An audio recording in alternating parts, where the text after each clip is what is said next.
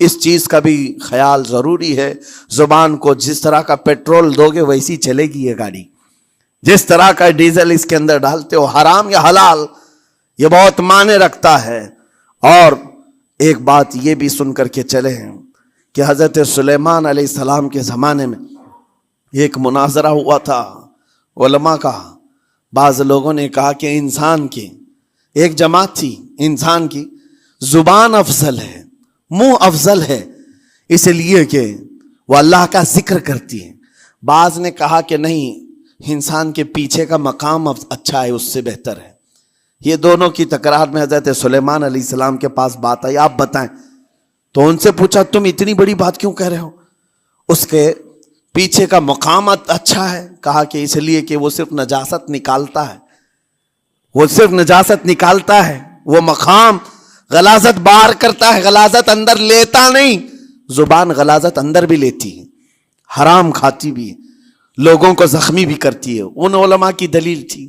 تب آپ نے فرمایا بات ٹھیک ہے، جس انسان کا زبان پر کنٹرول نہیں، حرام کھاتا ہو اور بد کلامی کرتا ہو، گالی گلوچ ساری چیزیں کرتا ہو، آپ نے فرمایا اس سے بہتر اس کا پیچھے کا مقام ہے.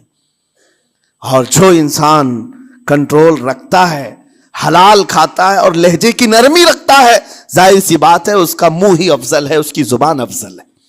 اب یہ تو فیصلہ سب کا ہے، کس کو کیا چیز اختیار کرنی ہے. عزیزان گرامی اوقات، یہ بہت بڑی بات ہے جو میں آپ کے سامنے کہہ رہا ہوں. زبان کو اگر کسی دوسری جگہ سے کمپیئر کیا جائے تو لگتا ہوگا نرم، یہ بالکل اچنبے والی بات ہے، عجوبے والی بات ہے، یہ کون سا کمپیریزن ہے.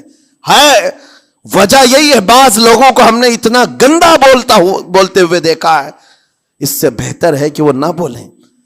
لوگوں کو زخمی کرتے ہیں، کسی کے مقدسات پر حملے کرتے ہیں. اللہ تعالیٰ ان کے زبان کی شرارتوں سے ہماری حفاظت فرمائے. اور کریم خدا ارحم الراحمین مولا اس چیز سے بھی ہمیں حفاظت فرمائے. قیامت کے دن کچھ لوگ صرف اس لیے پکڑے جائیں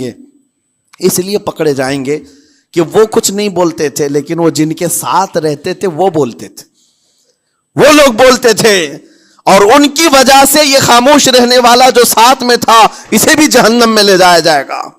اور وہ اس دن کہے گا پکار کر، یا ویلتا لیتنی لم اتخذ فلانا خلیلا، اے کاش میں فلاں کی دوستی نہیں کیا ہوتا تو اچھا ہوتا، آج میں بچ گیا ہوتا. اپنے ماحول کو بچاؤ، جہاں زبان کی خرابی دیکھو اپنے آپ کو بھی بچاؤ اور اس ماحول سے بھی اپنے کو دور رکھو. اللہ کی بارگاہ میں دعا ہے مولا تعالی